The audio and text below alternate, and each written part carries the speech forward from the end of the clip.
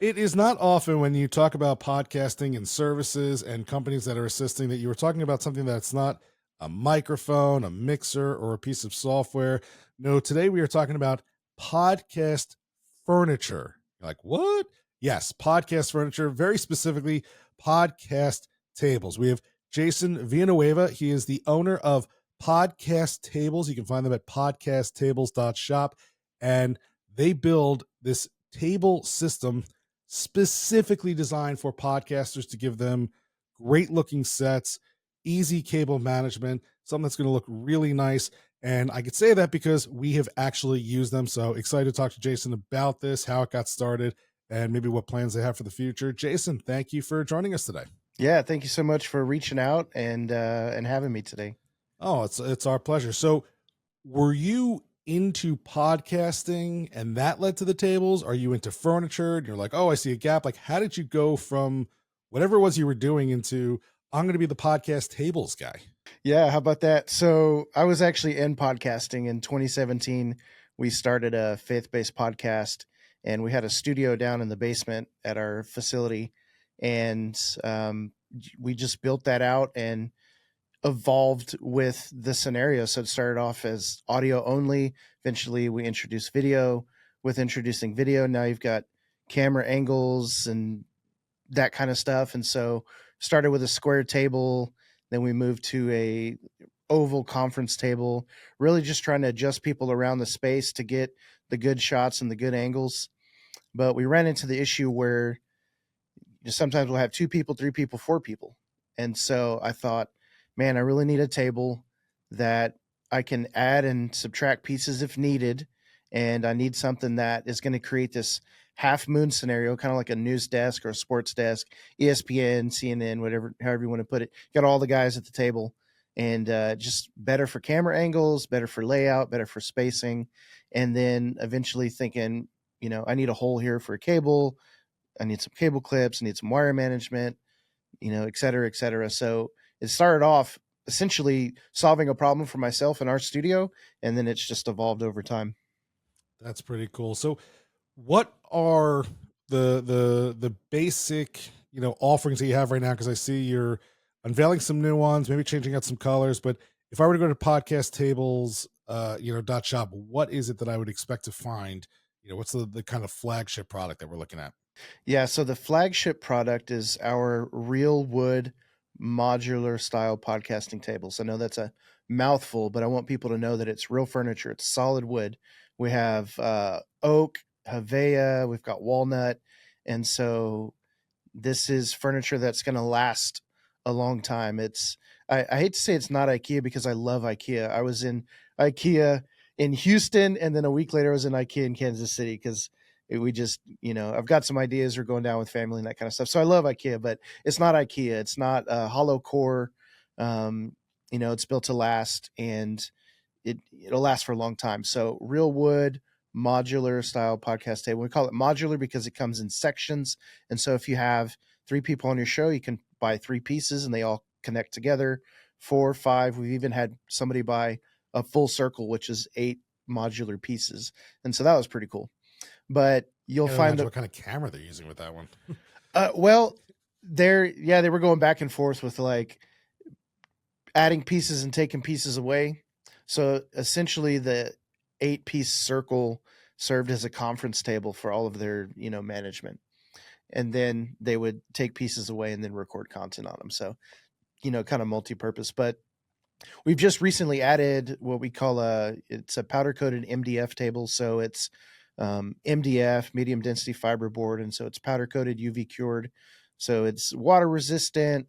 It's a hard top. It's heavy. It's nice, but it's a different material than real wood. And so we're able to offer that at a lower price point, and you just make it a more affordable table for people who are into podcasting. And so same modular design, you can add the pieces, get as many as you need, up to 8 to create the circle if you need that. And, we've got a couple of other pieces that are like an oval table, a rectangular table. We've got something called the mini. That's a little wedge that sits between 2 chairs for a soft seating setup. And so we've really tried to think about all of the use cases, and, starting with the real wood modular design, we've just evolved from there again. So always trying to think outside of the box. What do people really need this for?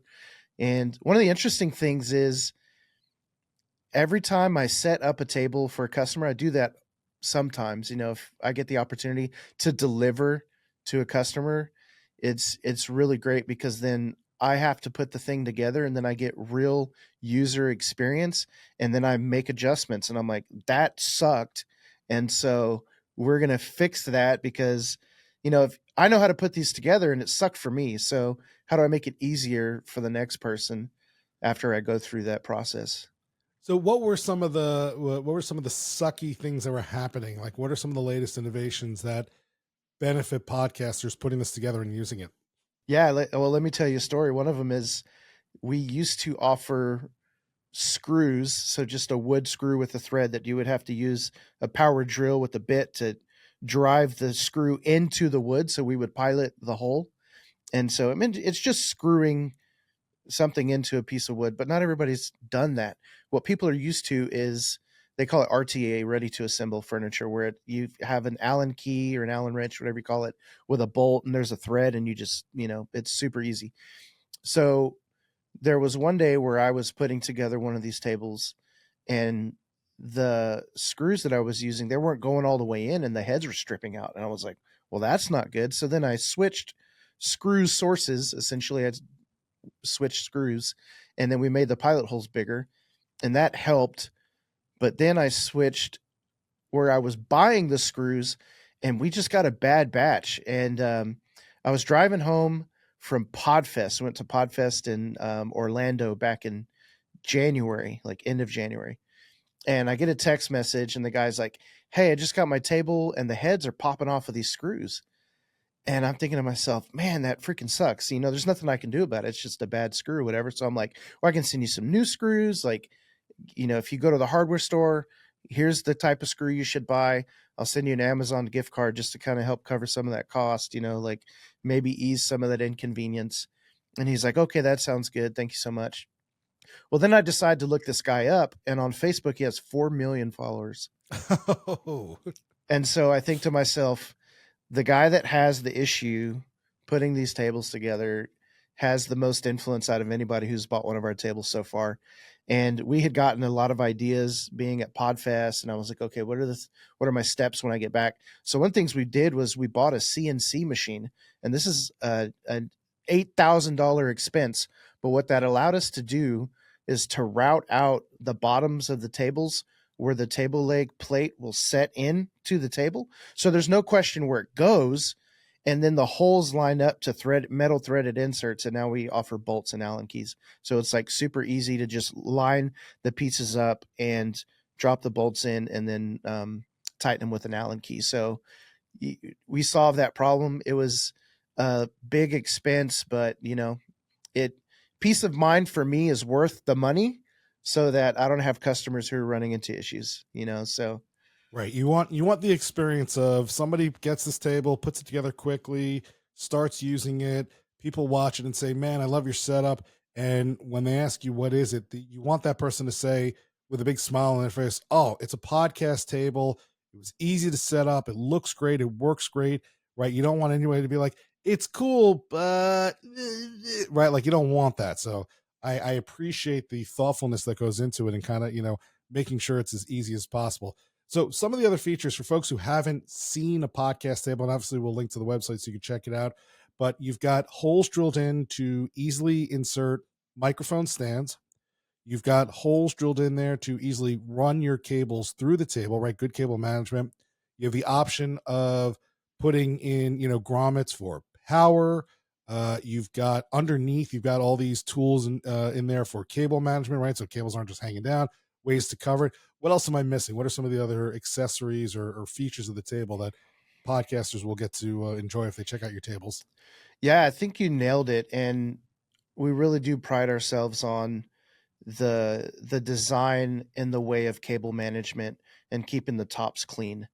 And so we've got grommets in 4 different places, and so people can mount their arms right next to those grommets and run the cables down. And so as you go through the bottom of the table with your XLR or power cable, whatever it is, now there's clips where you clip everything up to the bottom of the table. And then we offer the tables with or without panels. And that's just a word we chose that is essentially like a lip or an edge around the front and the sides of the table. And that's to help hide some of that cable craziness that's going on under there. But then also, you know, I actually have a lot of people ask about the panels and if they can get them longer because they want to hide legs and knees and that kind of stuff. And so, uh, all the legs have leveling feet, and so you can level out the table. There's latches that connect the tables at the seam. So once you put them together, you latch them together, and you can kind of shift the table as one piece.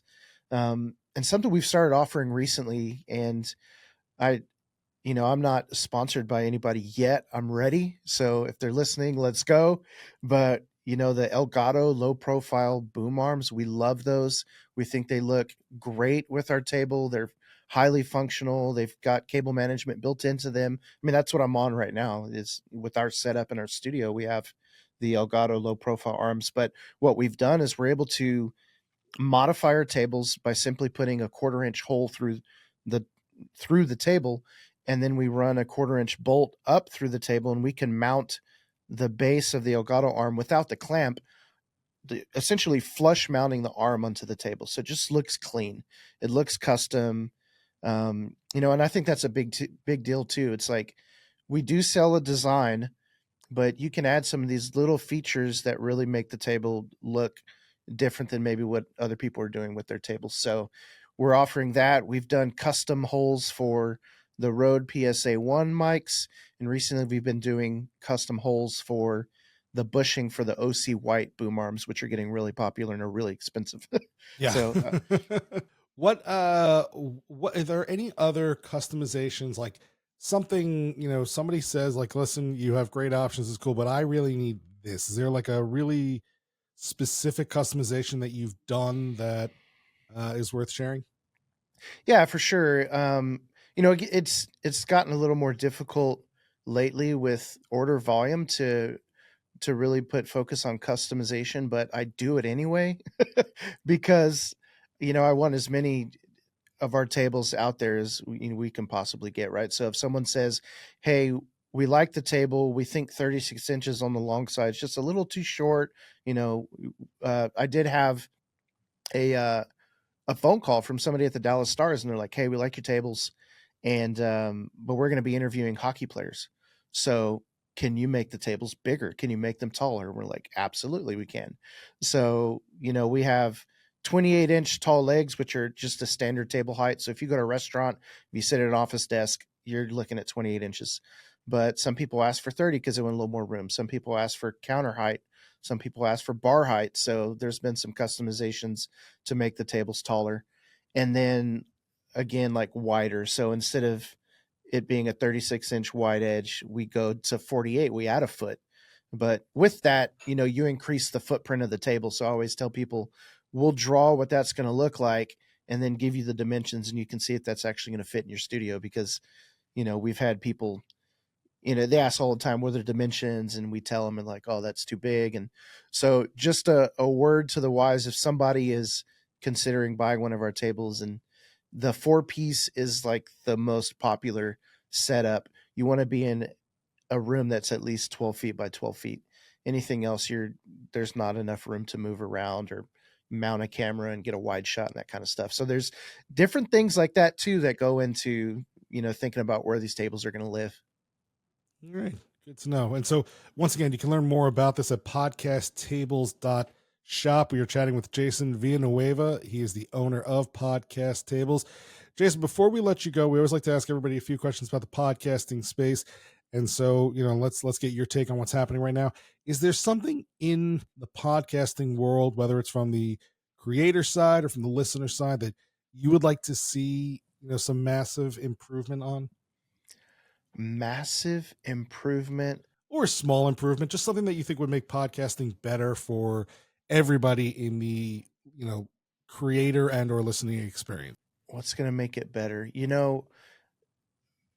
I just think education's going to go a long way for people, and so if there's a way that podcasting or content creation can be taught on a very elementary level to make it understandable for the masses, because essentially it's being mass adopted right now.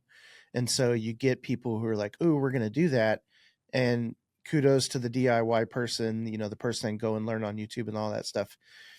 Um, but I just think, people don't really know what they're getting into until they start.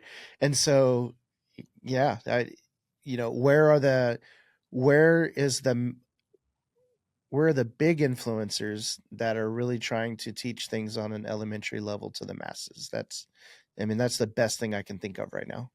All right, so better education, or at least more well known, easy to find better education. There's a lot of folks who are claiming to teach at a podcast, but you want it to come from reliable sources, and not just someone who's trying to get paid. And I would say even so, like, not even a philosophical or marketing philosophy approach to podcasting, but truly practical. Like, hey, this is an XLR cable. You've probably never heard of it, but this is what it's called. What does XLR stand for? I don't actually know, but it plugs into but it plugs into these three holes like this, and so now you have a mic. This is how you plug in a mic, right? Like, as elementary as you can get, like teaching a 5-year-old how to plug in a mic. That is a good question, and I would take a stab at it and guess what it is, but I don't want to get feedback from people telling me I'm wrong right now, so I will avoid going there. Speaking of, so what about technology? We always like to see, is there a piece of tech, right? Is there a microphone, a mixer, something that either is out there that you want to buy, or something that hasn't been made yet that you think would that's on your wish list for podcasting? Yeah, and maybe on the wish list of a lot of podcasters who want to get started right away and don't want to spend a lot of money on technology, is they want to, like, hey, how do I use my phone? Well, I haven't found a really easy, like, quick setup for a mobile phone podcast scenario. Like, how do you plug in a USB mic, or how do you run your audio into your phone to record into your phone? And so I know that and I think it's crazy because now you've got lightning port, now you've got USB-C, so things keep changing. So if there was some sort of, and maybe it exists, I don't know about it, maybe you can teach me, but like, how do I get a mic plugged into this guy right here and like I'm ready to go?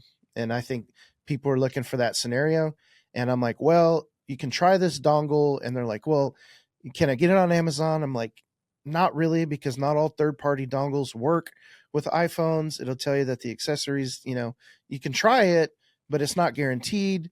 But then buy this from Apple, but then you're going to need another connector. And so I don't know how to do it. That's fair. There are some decent mobile, easy solutions. iRig, I think, makes a couple of decent lav microphones that you can use in that situation. I used to be able to plug in my Samsung Q2U or ATR 2100. I can't remember which one it was at the time, into my phone. I'm not even sure if those will take with a lot of phones and platforms that you want to record through, but um, that's a good thought, right? Just trying to make the whole mobile phone studio experience better. So I like that. Challenge accepted. And finally, is there a podcast out there that you listen to that, right? You might be doing something else, you might be listening to something else, but when that podcast hits, you're going to stop what you're doing and check it out, right? What's your like go to, listening right now? Oh, I've got it 100%. So I used to listen to podcasts religiously, like all the time, while I drove, while I worked and everything.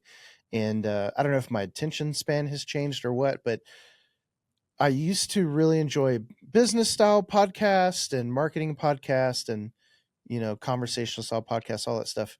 But there's one that's out right now that's a fictional podcast. It's called The Program.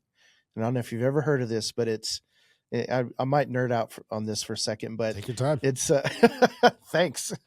It's a post. It's presented as a post-apocalyptic utopian era, except it's, as you listen to it, you realize how much of a dystopia it is. but in their utopia, they look back on our era and call us a dystopia. So it's really interesting, and it's very it's very tech driven. So the premise is there was this app or this program that was introduced into society, and as that program began being updated over time, it actually was implemented as the rule of law over all of the land.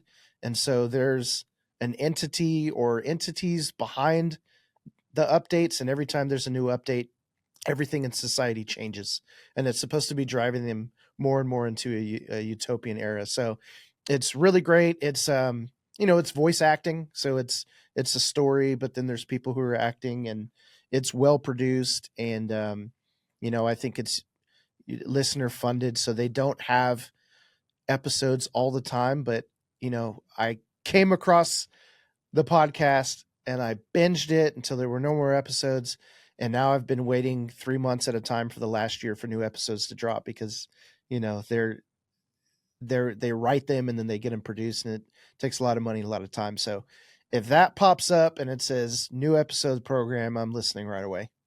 All right. So programaudioseries.com. According to Jason, don't just check it out, but support it as well so you can get more great content and help them to put out a show a little bit more often for Jason's sake. We have been chatting with Jason Villanueva. He is the owner of Podcast Tables. You can find them at podcasttables.shop. And of course, we'll have a link to it here in the show notes, and try and throw up a couple of pictures. And before I let you go, I should specify we have purchased and used podcast tables when we've done studio setups. They are fantastic. They are sturdy. They are heavy. I don't say that as a bad thing. Just telling you, like, they are really heavy duty. They are going to last you a long time. You don't have to worry. Like Jason said earlier, it's not IKEA furniture they can sit on and accidentally break. So they're going to do a really nice job. So keep an eye on their website, see what they are offering, see all the changes and modifications and new varieties that they're making. And if you're looking to create a nice studio, video in particular, I would encourage you to go check out podcasttables.shop. Jason, keep up the great work, and thanks for joining us. Man, thank you so much. I appreciate you inviting me on and taking the time to hear more about what I do.